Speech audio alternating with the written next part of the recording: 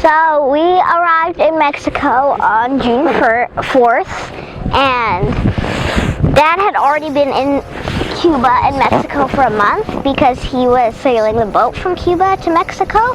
So he'd been gone quite a while, and then our flight was so long because it was in the night, so it just felt longer because it's really hard to sleep on an airplane because they're so loud. So that felt like it took forever, and then we finally arrived at Toronto, and I thought that was a long flight.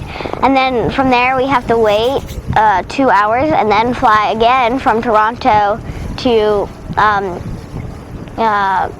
Mexico, which was too long for me.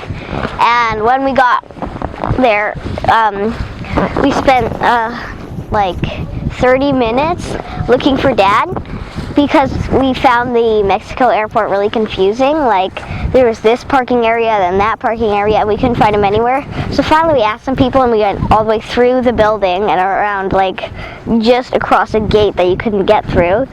So we had to go all the way through the building and get out a different way, and then we saw him, and we were all so happy to see him.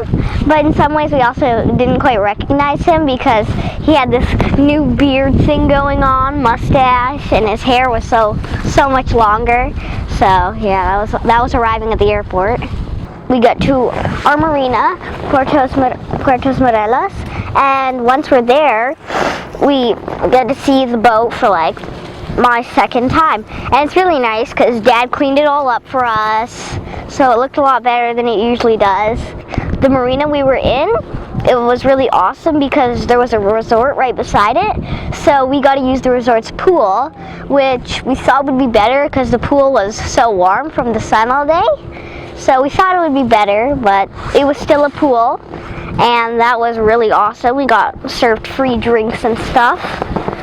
Or the next day, we have to go grocery shopping because there's no food on the boat because all Dad ate was like pickled peppers and crackers. And we tried to find Costco. So we're trying to drive to Costco, and the Google Maps thing isn't updating fast enough for Mom to read.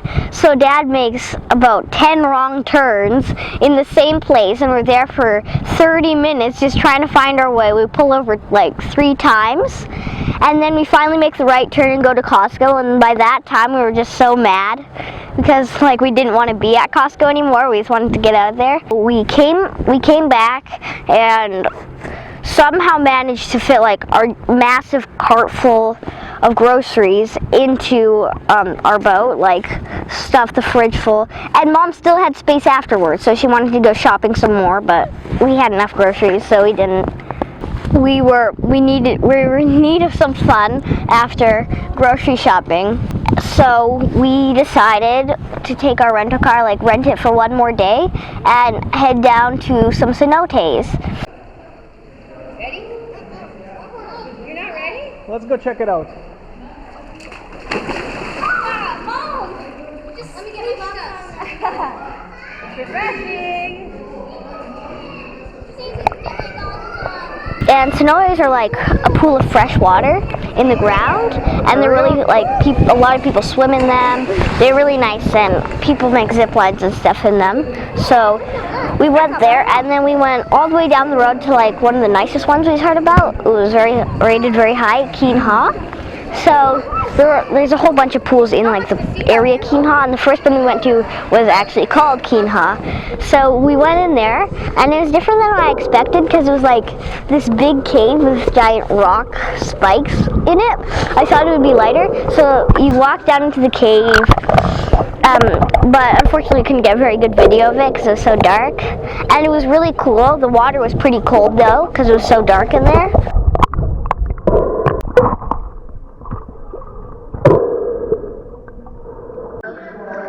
Oh, you can walk across it like that. Yeah, that's the point of it. Dad, I want to hold on to you so I can...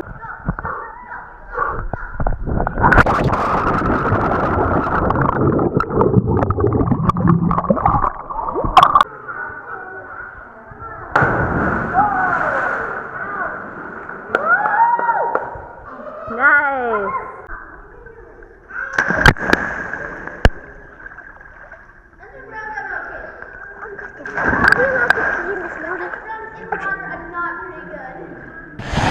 I enjoyed that, and then afterward, this guy drove us because we paid for 2 cenotes, and he took us to one called Blanca Flor, which means white flower in Spanish. Welcome to the Cenotes. And that was my favorite cenote for sure. It was so nice. It was like an open one, so all the light came in, and there was a whole bunch of zip lines. So you could zip line. There's one super high zip line, a medium zip line, and a pretty low zip line, which went really slow, which that's the one I went on. Then there was also like these platforms that are like go up forever, like so high. There was a 5th level, and it was just so high no one dared go on it. Even the highest zip line wasn't that high. The highest zip line was only as high as the 3rd jump, and I went on the 2nd jump, and that was scary. So I wouldn't want to go on the 5th jump, but yeah, it was really fun. How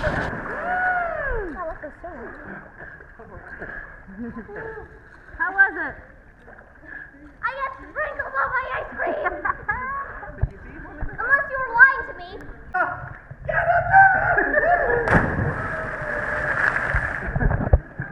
Oh, Canada.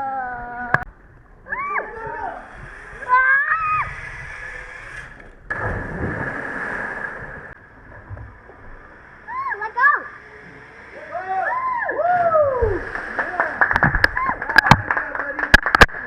You did it, dude! 2 ice creams. I am totally scared. Let's do this. This is way too high. You got this. I believe in you.